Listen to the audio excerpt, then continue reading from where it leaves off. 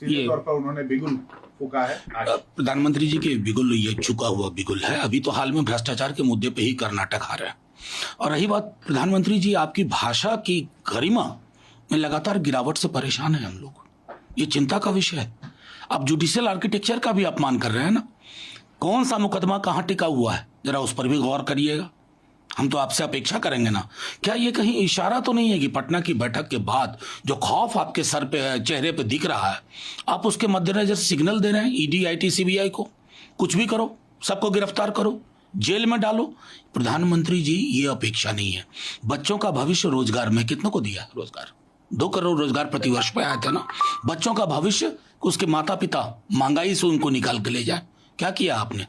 School की पढ़ाई बेहतर करो, गुणवत्ता, क्या है वो आपका रिपोर्ट कार्ड? आप बोलने के धनी हैं, लेकिन उसमें भी गड़बड़ा जाते हैं। अभी आप अमेरिका गए, एक सीधा सवाल हुआ जमीनी, पहली बार 9 वर्ष में आप फंबल कर गए।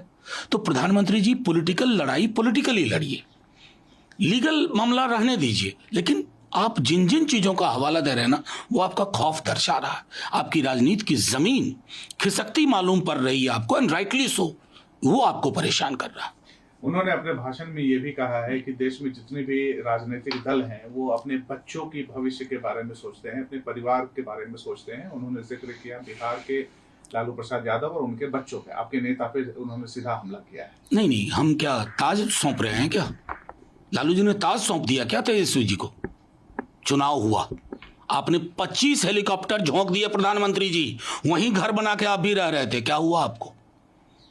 17 में चुनी हुई सरकार को आपने चुरा लिया और हमने रिवर्स लोटस करके दिखा दिया अगस्त 2022 में। तब से आप बंद मुकदमे खुलवाने लगे हैं प्रधानमंत्री जी। हमें सब पता है, एक एक चीज पता है।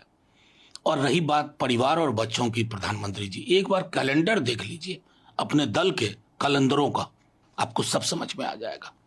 एक आती है कि 24 से पहले पूरा करें, जिसका नाम है यूसीसी। उन्होंने ये एक इशारा दिया है कि एक संविधान और घर में 2 कानून नहीं चले। देखिए, प्रधानमंत्री जी को संभवतः उनके सलाहकार अच्छी सलाह नहीं दे रहे हैं आजकल। यूसीसी को पहले पढ़ना होगा ना प्रधानमंत्री जी। आप 21वें लॉ कमीशन की रिपोर्ट को पन्ना दर पन्ना बिना किसी के सहयोग के पढ़िए, शायद सहयोगी आपका नुकसान कर देंगे।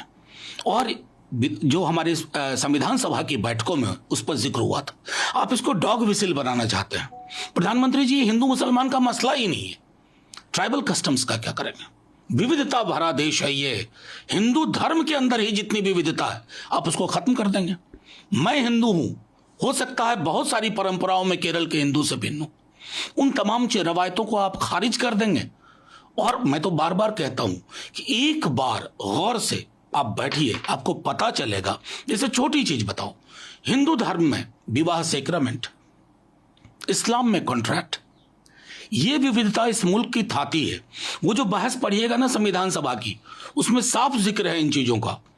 तब लोगों ने कहा कि आर्टिकल 44 में रखो इसको, डायरेक्टिव प्रिंसिपल्स में, कि हालात बेहतर होंगे। आपने तो हालात और बदतर करके रख दिए। कौमों के बीच में, जातियों के बीच में, धर्मों के बीच में नुकीले दीवारें हैं, क्योंकि आप डॉग विसिल पॉलिटिक्स कर रहे हैं। यूनिफॉर्म सिविल कोड में आपकी दिलचस्पी सिर्फ इतनी है कि डॉग विसिल पॉलिटिक्स बरकरार रहे। बाज आइए, इनफ इज इनफ।